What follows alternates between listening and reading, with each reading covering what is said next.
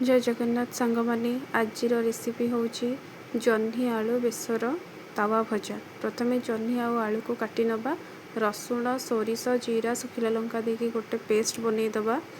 तापरे कड़ाई बसैबा, अल्प टिके तेल देकी टिके फुटण देकी जह्नी आलू को भलसे टिके भाजी दबा। तापरे बनी रखिथिबा पेस्ट को दबा। स्वाद अनुसार लुण हलदी देके भलसे गोलैकी घोड़े दबा। मझिरे मझिरे टिके घोड़ौथिबे, घांटी दौथिबे भी तले लागी जीवो।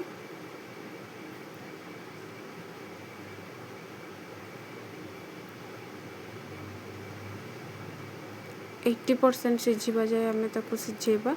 तापरे पुणी तावारे आमे पुणी भाजीबा। पखाड़ पई इटा गोटे बहुत बड़ कॉम्बिनेशन। आगरू केबे आपण खाई नथिबे, थरे ट्राई करिके देखंतु। मो रेसिपीटी बहुत भलो लागिबो। एटा मो माँ ठू शिखिची।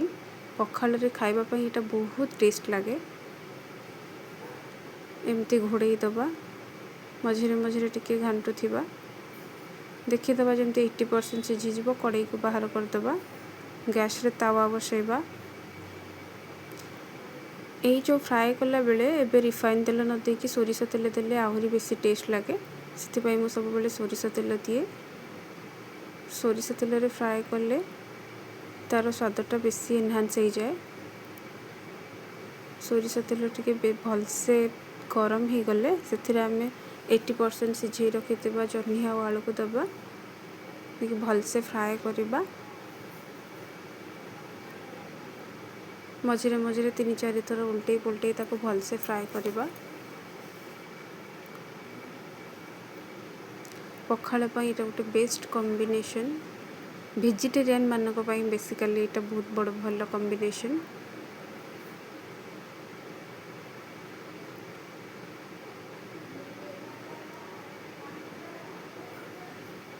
तो 80% सिझी जाइए। या हाई फ्लेम रे भी हमें भाजी परिबा।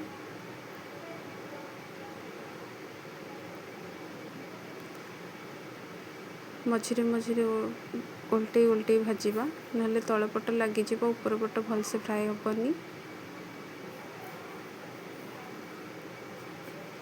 एबे देखंतु प्रस्तुत हो गला हमर बेसर दिया जह्नी तावा भजा। एबे ताको हमें बाहर करि नबा, प्लेट रे सर्व करि दबा। देखंतु केते सुंदर देखा जाउची। प्रस्तुत हो गला हमर